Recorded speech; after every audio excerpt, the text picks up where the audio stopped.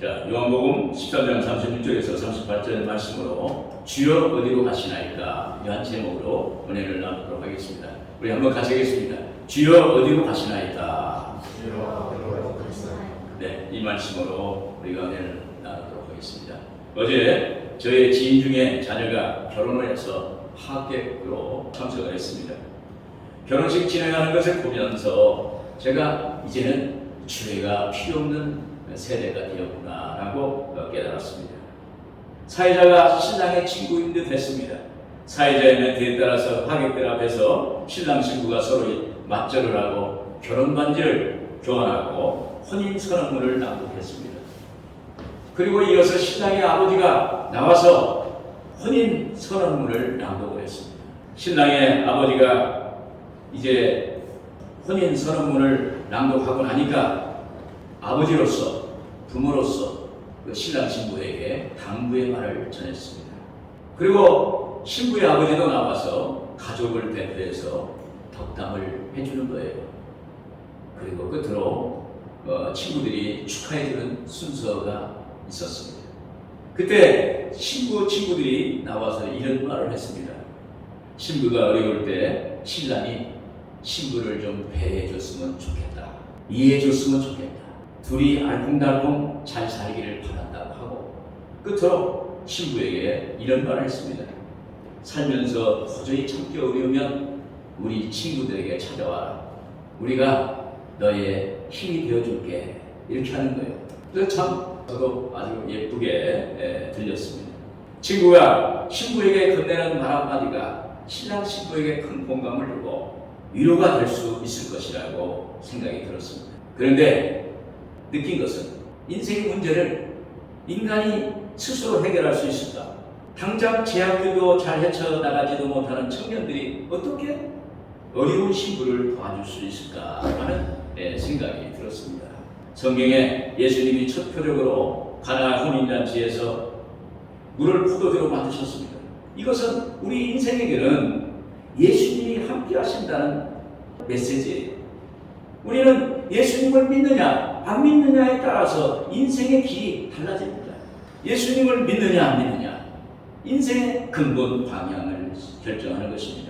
오늘 본 말씀은 예수님이 이제 이 세상에서 성경을 마치시고 제자들에게 하늘나라에 대해서 말씀하시고 새 계명을 주시는 것입니다. 이때 베드로가 예수님께 주여 어디로 가시나이까? 이렇게 묻습니다. 이에 예수님은 내가 가는 곳에 네가 지금은 따라올 수 없으나 후에는 따라오리라. 이렇게 말씀하시면서 내가 다돌기 전에 세 번 나를 부인하리라. 이렇게 말씀하신 것입니다. 오늘 본 말씀으로 주여 어디로 가시나이까? 이러한 제목으로 은혜를 나누도록 하겠습니다. 먼저 주여 어디로 가시나이까? 라는 이 질문 속에는 우리가 깨닫는 은혜를 받기를 원한다는 뜻이 들어있습니다. 36절 같이 한번 보겠습니다. 시몬 베드로가 이르되 주여 어디로 가시나이까? 예수께서 대답하시되 내가 가는 곳에 내가 지금은 따라올 수는 없으나 후에는 따라오리라. 시몬 베드로는 예수님의 수제자였습니다. 3년반 동안 예수님을 따라다녔습니다. 예수님을 누구보다도 더 잘 아는 사람이었어요. 그런 베드로가 주여 어디로 가시나이까?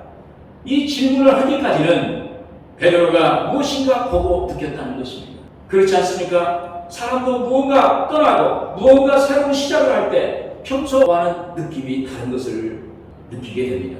예를 들어서 우리가 중요한 시기에 꿈을 많이 꾼다든가 또 주변 사람들이 의미 있는 이야기를 해준다든가 이런 현상이 나타나게 되는 것입니다. 베드로가 보고 느낀 것은 예수님께서 6월절 전에 성만찬과 제자들의 발을 씻겨주시는 세족식을 하셨습니다.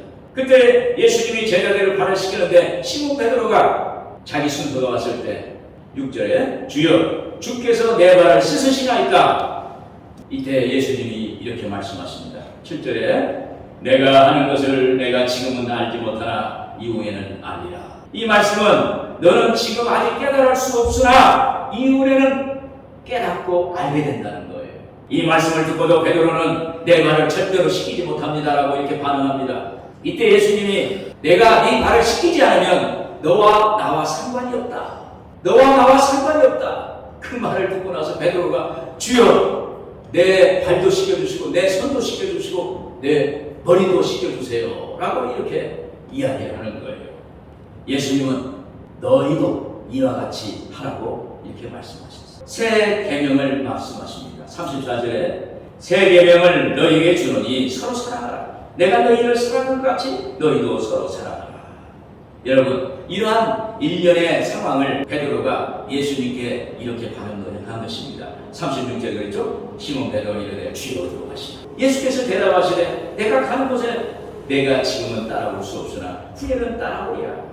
내가 가는 곳에 내가 지금은 따라올 수 없으나 후에는 따라오리라. 이 말씀은 너는 아직 모른다. 너는 아직 깨닫지 못했다. 너는 영적으로 아직도 어리다. 이런 얘기예요. 그러면 무엇을 모르고 무엇을 깨닫지 못한다는 것일까요? 너희는 아직 예수님을 다 알지 못한다는 것입니다. 그래서 지금은 예수님을 따라갈 수 없으나 이후에는 따라갈 수 있다는 것입니다. 여러분, 하나님의 나라 천국을 믿고 아는 만큼 확실히 가는 곳입니다. 예수님은 하나님의 아들이시오 메시아요 그리스도시요 그리고 우리를 구원하신 구주가 되시는 분입니다. 그리고 하늘과 땅의 모든 그 가운데 있는 모든 것을 가지신 분입니다. 여러분은 예수님을 얼마나 아십니까? 성경 지식으로 아는 것이 매우 중요합니다. 그런데 교회 다닌다고 다 알 수가 있습니까? 여러분, 예수님을 안다는 것은 예수님과의 만남이 있어야 돼요. 예수님과의 교제가 있어야 돼요. 그때 비로소 예수님을 안다고 이야기할 수가 있는 것입니다. 예수님의 제자들이 성령 받기 전에는 로마 병사들 앞에서 벌벌 떨었습니다. 무력 앞에서, 그 권력 앞에서 그들은 신앙을 잃어버렸습니다. 베드로가 예수님이 빌라도의 뜰에 갇혔을 때 어린 여자아이가 당신도 예수 믿는 사람이다 라고 했을 때 그 여자아이 앞에서 부인을 했습니다. 3번씩 예수님을 부인했을 때 그때 비로소 닭이 울었어요. 3번이나 울었습니다. 닭 울기 전에 네가 3번 부인하리라. 그 말이 맞게 된 것입니다.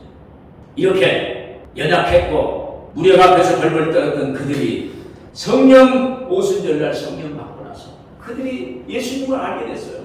예수님이 십자가에 죽으시고 예수님이 나를 위해서 구원하신 것을 성령 받고 나니까 알게 되고 깨닫게 되고 믿어지고 그런 역사가 일어났습니다.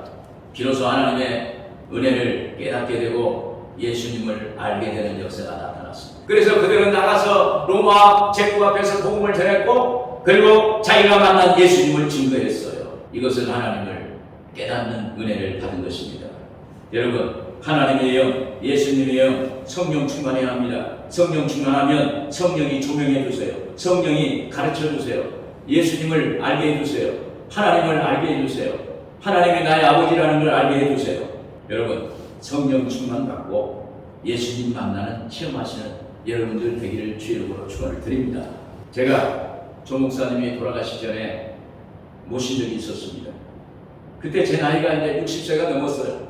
그래서 제가 목사님께 그랬습니다. 목사님, 이제 나이도 됐으니 제가 나가서 목회를 해야겠습니다 라고 이렇게 얘기했어요. 그랬더니 목사님이 저를 많이 쳐다보시더니 자네는 애기야, 자네는 애기야 이런 얘기를 해요. 그래서 왜 그런 말씀을 하십니까 했더니 내 나이에 비해서는 자네는 애기야 그러면서 여기서 나와 함께 하자는 거예요. 제가 나는 애기다, 아직은 젊다, 아직은 괜찮다라는 생각으로 조 목사님을 더 모시고 나중에 이렇게 목회를 나왔던 것을 제가 경험한 적이 있습니다. 요즘은 제가 가끔씩 목사님이 자네는 애기야 라는 말씀이 저에게 다시 들어와요. 다시 생각이 나요. 이 말씀은 뭐라고 하냐면 영적으로 들리는 거예요. 나는 아직 영적인 애기구나. 나는 아직도 영적인 애기에 불과하구나. 좀 더 신앙생활을 깊이 해야겠구나. 더 기도하고 더 성령 충만하고 더 많이 주님의 말씀을 묵상해야겠다는 그런 생각을 들었어요. 여러분, 깨달아야 돼요. 깨닫는 것만이 내 것이에요. 그때 내가 알았다고 생각하고 그때 주님께 가까이 갈 수 있습니다. 여러분 어떠십니까? 제자들도 그랬을 것입니다. 이전에는 몰랐는데 성령 받고 나니까 예수님의 말씀이 이해가 되는 것입니다. 이것이 은혜입니다. 예전에는 몰랐어도 지금은 이 은혜를 받아야 되는 거예요. 고린도후서 6장 2절에 그랬습니다. 보라 지금은 은혜 받을 만한 때요 보라 지금은 구원의 날이로다. 보라 지금이 구원의 날이다. 지금 은혜 받아야 하고 지금 내가 깨달아야 하고 지금 주님을 만나야 되는 그러한 때가 되는 것입니다. 여러분 지금 주님을 만나시고 경험하는 그러한 때가 되시기를 주님의 이름으로 축원을 드립니다. 그리고 주여 어디로 가시나이까? 이 말씀은 주님의 마음이 어디에 있습니까? 주님의 마음의 방향성을 말합니다. 37절에 보면 베드로가 이르되 주여 내가 지금은 어찌하여 따라갈 수 없나이까? 주를 위하여 내 목숨을 버리겠나이까? 주여 어디로 가시나이까? 라는 말은 주님의 마음의 방향성을 말합니다. 주님이 어디로 가신다는 말은 주님의 마음이 가는 곳을 말해요. 주님의 관심, 주님의 생각을 뜻합니다. 이에 예수님은 내가 가는 곳에 네가 지금은 따라올 수나 없으나 후에 따라오리라. 이때 베드로가 주여 내가 지금은 어찌하여 따라갈 수 없나이까? 주를 위하여 내 목숨을 버리겠습니다. 여러분 이 문맥을 보면 예수님은 베드로를 알고 말씀하시는데 베드로는 자기 관점에서만 말하는 거예요. 자기 입장에서만 말하는 거예요. 아직도 베드로는 자기 자신에 갇혀서 자기에 묶여 있어가지고 예수님을 바라보지 못하는 거예요. 자기 눈으로, 자기가 좁은 눈으로, 자기가 알고 있는 상식으로, 자기가 배운 지식으로만 예수님을 아는 거예요. 다시 말하면 예수님의 마음은 하나님의 나라에 있는데 베드로의 마음은 이스라엘의 나라의 회복과 그리고 그때 예수님을 모심을 통해서 이스라엘에서 한자리를 맡아야겠다는 생각입니다. 이 땅에서 잘 먹고 잘 살고 대우받고 명예를 얻는 것입니다. 여러분 신앙인은 하나님을 아버지로 예수님을 나의 구주로 모시고 사는 사람입니다. 그래서 그리스도인은 오직 하나님의 마음을 알아야 돼요. 주님의 마음이 어디 있는가? 아버지의 마음이 어디 있는가? 그걸 알아야 되는 것입니다. 다윗은 하나님의 마음을 알았어요. 어떻게 알았을까요? 삶을 통해서 그 고난을 통해서 어려움을 통해서 그때 조금씩 하나님의 존재를 알아가면서 하나님을 알게 됐습니다. 자기 장막에 하나님의 법궤를 하나님의 인재를 상징하는 법궤를 모시고 하나님과 함께하는 그러한 삶을 살았습니다. 그러면서 하나님을 알았어요. 그때 시편 23편에 이렇게 말합니다. 야인은 나의 목자시니 내가 부족함이 없으리로다. 이런 고백을 합니다. 그리고 사도행전 13장 22절에 그랬습니다. 내가 이새의 아들 다윗을 만나니 내 마음에 맞는 사람이라 내 뜻을 다 이루리라. 내가 다윗을 만나니 내 마음이 맞는 사람, 내가 다윗을 만나니 내 마음이 기쁘다. 오늘 여러분을 만나서 하나님이 여러분을 만나서 내 마음이 기쁘다. 내 마음에 맞는 사람이다. 내 마음이 합한 사람이다. 이런 말씀을 듣기를 바랍니다. 신약 성경에는 다윗과 같은 성향을 가진 사람이 있습니다. 그 사람이 사도 바울이에요. 사도 바울은 이런 고백을 합니다. 갈라디아서 2장 20절에 있습니다. 내가 그리스도와 함께 십자가에 못 박혔나니 그런즉 이제는 내가 산 것이 아니요 오직 내 안에 그리스도께서 사신 것이다. 사도 바울은 예수님과 함께 생각하고 예수님과 함께 말하고 예수님과 함께 그 하나님의 마음을 갖고 십자가의 구원의 은혜 안에 거하겠다는 것입니다. 주여 주님의 마음이 어디로 향하고 계십니까? 쿠어바디스 도미네 주님의 마음이 어디로 가십니까? 쿠어바디스 도미네라는 기독교 영화가 있습니다. 이 영화는 1895년에 처음 소설로 발표되었고 노벨 평화상을 받았습니다. 이 작품은 폴란드 사람의 작품입니다. 그래서 쿠어바디스 도미네 주여 어디로 가시나이까는 쿠어라는 것은 어디에, 바디스는 가십니까? 도미네는 주여라는 것입니다. 주여 어디로 가시나이까? 36절에 시몬 베드로가 이르되 주여 어디로 가시나이까? 이 역사서들은 로마의 국정을 하고 있던 네로 황제가 당시 그 기독교인을 박해하기 위해서 고의로 로마에 불을 붙여가지고 많은 인명피해를 냈습니다.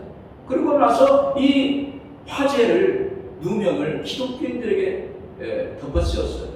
그리고 나서 박해를 가하면 그때 기독교가 흔들렸습니다. 베드로의 주변에 있는 많은 기독교인들이 그랬어요. 사도 베드로여, 이 어려우니 빨리 로마를 피해서 다른 데로 갔다가 후일에 다시 만나자고 합니다. 그래서 이 베드로는 이 주변 사람들의 그 말이 하나님의 뜻을 알고 로마를 벗어나는 거예요.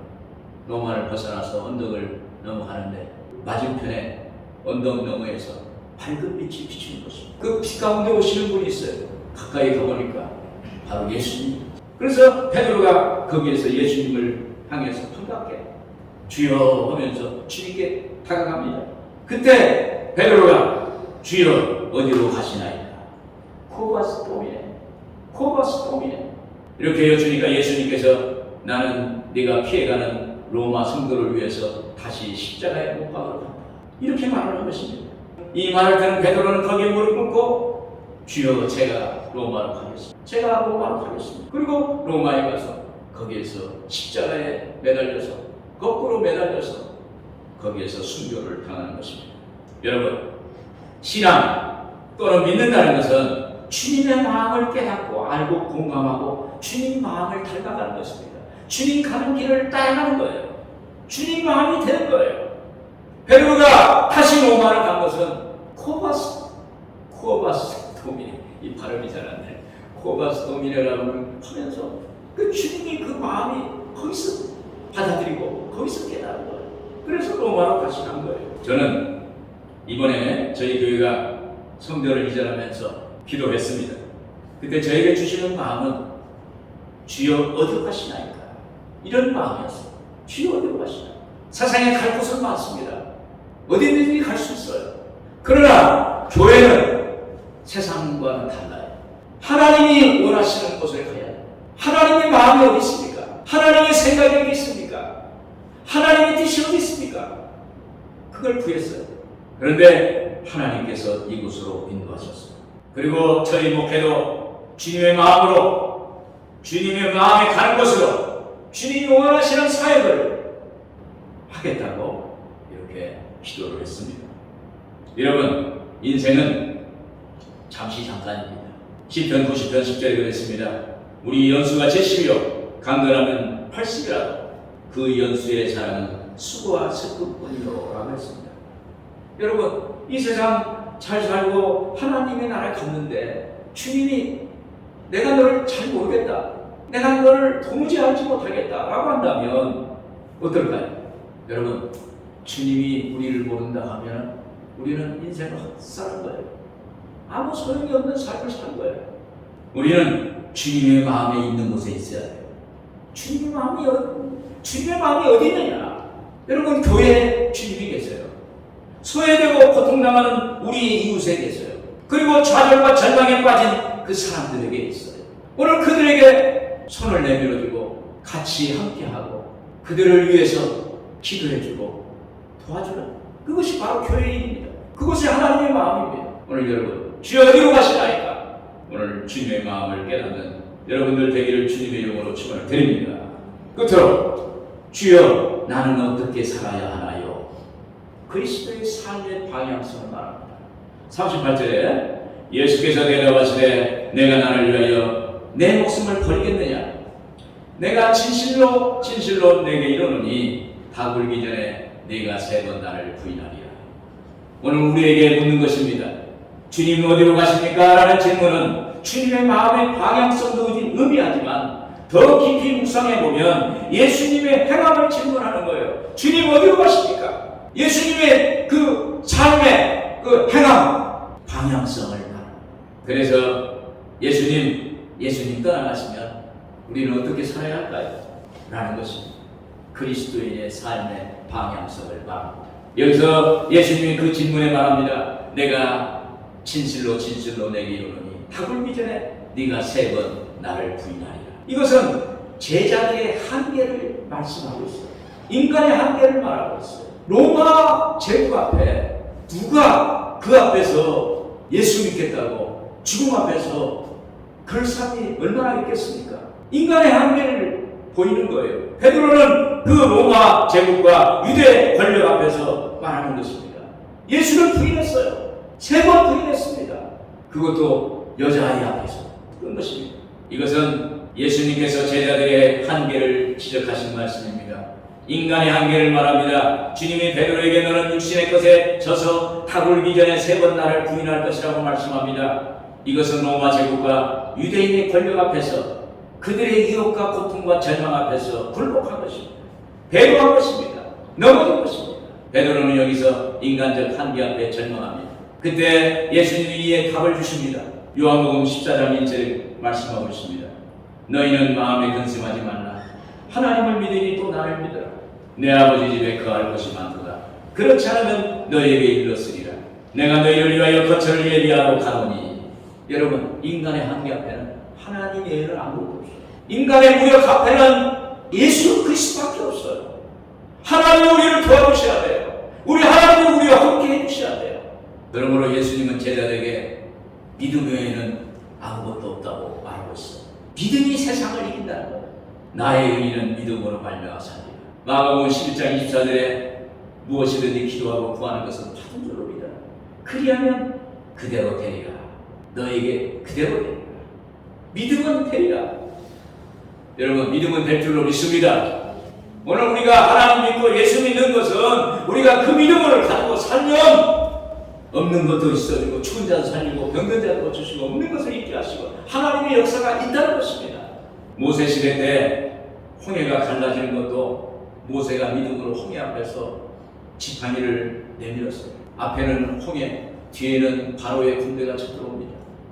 그때 진퇴양난이 물속에 빠져 죽든지 바로의 군대에서 쳐서 칼과 창으로 맞아서 죽든지 두 가지 중에 하나예요.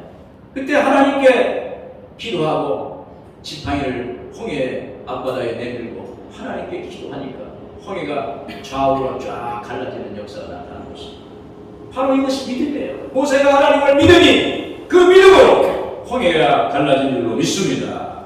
여리고 성도 믿음으로 성을 7바퀴, 마지막 날은 7바퀴를 돌았어요. 여러분, 성을 그걸 돈다고 해서 여리고성이 무너질 수 있습니까? 그런데 하나님이 말씀하신 것을 믿고 믿음으로 7일 동안 돌고 마지막 날 7바퀴를 돌고 나서 함성을 크게 지를 때 그때 여리고성이 우르르 무너지는 역사가 나타났어요.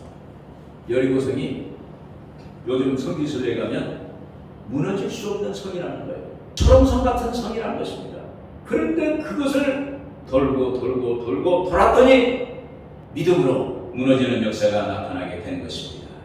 여러분, 믿음은 없는 것을 있는 것 같이 바라보는 것입니다. 그래서 믿음이 세상을 이기는 거예요. 저는 혼자 신앙책을 읽어보다가 주기도문을 읽고 예수님을 나의 구주로 영접했습니다. 제가 믿었을 때는 우리나라가 대부분 가부장적인 제도예요. 그래서 저희 집도 마찬가지입니다. 저희 아버지가 권위자예요. 절대 권위자. 아버지의 말에 반대하거나 거부하면 있을 수 없는 거예요. 그런데 저희 집은 유교 집안이라 제사를 지내는 것을 최고로 여기는 집안. 그런데 제가 예수를 믿고 교회를 나가는 거예요. 어느 날 아버님이 서울에 오셨는데 그때가 바로 77년 8월 15일이었어요. 민족 복음화 대성회를 여의도 광장에서 3일 동안 했는데 3일간 제가 금식을 했어요. 금식을 했으니까 얼굴이 쪽 빠지고 그랬을 거 아니에요. 집에 딱 들어가 보니까 저희 아버님이 와 계신 거예요. 제 얼굴에 형편이 없으니까 물었어요. 내 얼굴이 그렇게 됐느냐? 그동안 어디 갔다 왔느냐? 그래서 제가 예수를 믿게 되었고 그리고 여의도 광장에서 3일 금식하고 왔습니다. 그러니까 저희 아버님이 기가 차다는 듯이 혀를 치면서 공부를 하고 서울 보냈는데 공부는 안 하고 예수에 미쳐가지고 어떻게 이렇게 그럴 수 있느냐고 그러면서 그때는 제가 머리가 많았어요. 그런데 저 머리를 잡고 그냥 막 흔들고 집에서 나가라고 해가지고 제가 말로는 나가겠다고 하고 그리고 집에서 나가지 않고 버텼어요. 그리고 나서 지금까지 목사가 됐어요. 할렐루야. 믿음으로 이긴 거예요. 믿음으로. 아버지의 권력 앞에서 거부할 수가 없어요. 거부할 수.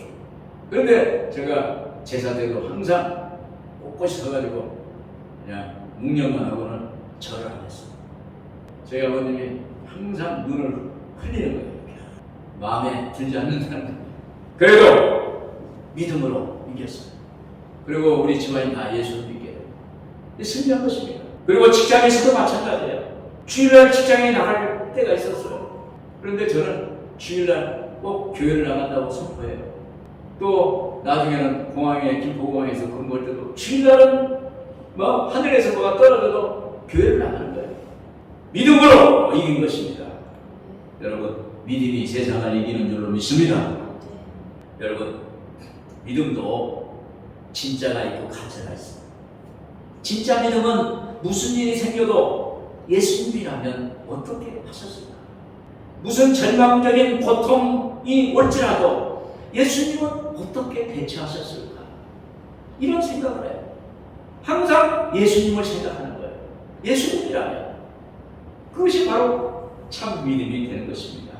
성경에서 만난 내 인생의 멘토라는 책에서 이 저자인 웨인 코데이로라는 목사님이 자기가 경험한 이야기를 했습니다. 새로 이사한 무렵에 책상을 사려고 가구점에 들렀답니다.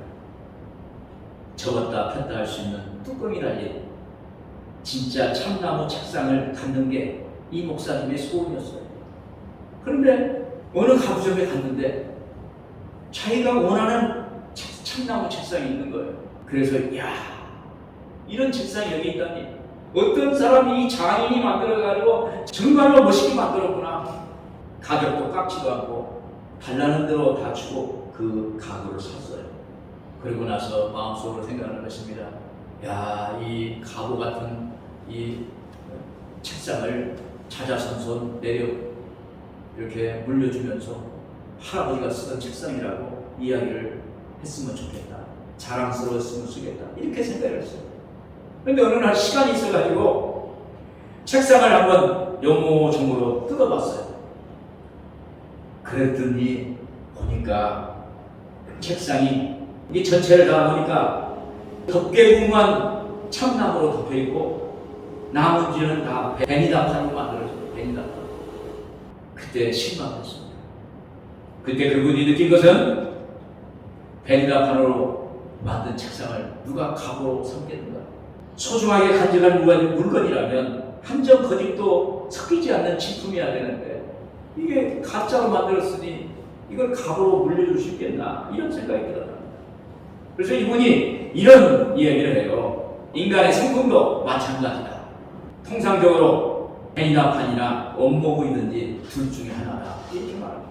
이분의 말씀은 하나님이 필요로 하고 귀하게 여긴 그리스도인은 진짜여야 된다는 거예요. 진짜. 할렐루야. 진짜 되길 바랍니다. 여러분, 진짜는 겉도 진짜고 속도 진짜고 보이는 것도 진짜고 안 보이는 것도 진짜. 여러분, 우리가 예수 믿는 사람은 언제 어디서든지 예수 믿는 사람이 되어야 되는 것입니다. 오늘 여러분들에게 진짜 그리스도인이 되는 여러분들 되기를 주의 이름으로 축원을 드립니다. 그래서 오늘 결론적으로 주여 어디로 가시나이까? 이 질문은 오늘을 사는 그리스도인들에게 삶의 방향성을 제시하고 있는 것입니다. 신앙은 깨달아야 된다는 거예요. 신앙은 알아야 돼요. 진리를 알지니 진리가 너희를 자유케 하리라. 진리를 알아야, 예수님을 알아야 우리가 예수 믿는다고 할 수가 있어요. 그리고 주님의 마음을 알아야 돼요. 주님의 마음이 어디 있는가? 그리고 그 주님의 마음을 아는 사람은 삶의 실천을 해야 되는 것입니다. 삶으로 살아야 돼요. 그럴 때 주여 어디로 가시나이까? 주님의 마음으로 살아가는 정말 훌륭한 그리스도인이 될 줄로 믿습니다. 기도하겠습니다.